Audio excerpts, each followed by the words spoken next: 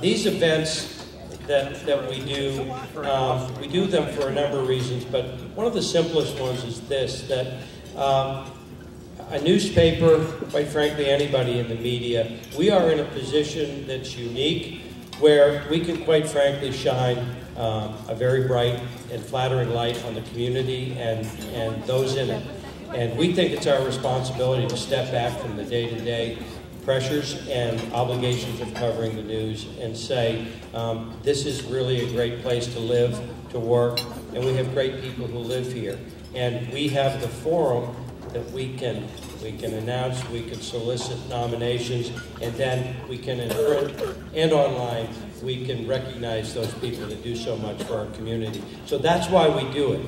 Along the way, though, we place a huge obligation on our staff, which is that they have to do the work. We don't really, we pay some sound and lighting people, but other than that, all of our employees work every day, work every week, and then they work to put this, to functions like this on. They were all working late last night and into the morning and all day today on it. A couple of them, a few of them deserve special recognition. The marketing coordinator for the event, Rachel Pugh, you have met before, but I want to recognize her this evening for the handing out the awards.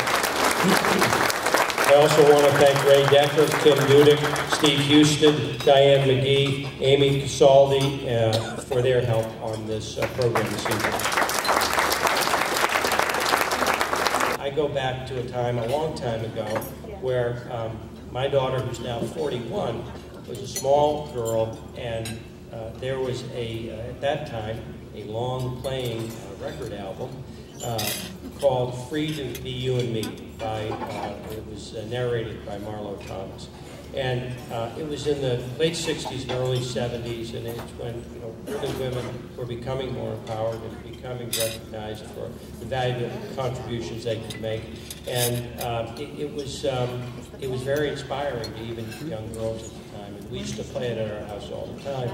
And I used to think even back then, when I was a lot younger, I'd already had a lot of opportunities in my business career, and I hoped that my daughter would get them too.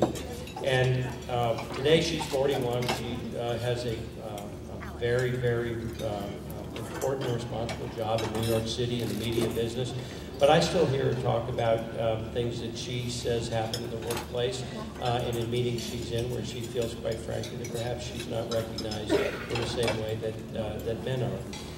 At the Times Leader, I'm happy to say that at a lot of our department head meetings, we look around and we say in a joking manner, what's happened here? Because a high number of our executives are women, and we're very proud of that. They are too, and they let us know it all the time, that they're right and mostly the men are wrong. But I still think it's important that this is a group that deserves recognition, women in business and in community life. And so we wanted to start this event. This will be the first, we hope, of many, many to come, that will recognize the accomplishments and contributions of women in Northeastern Pennsylvania.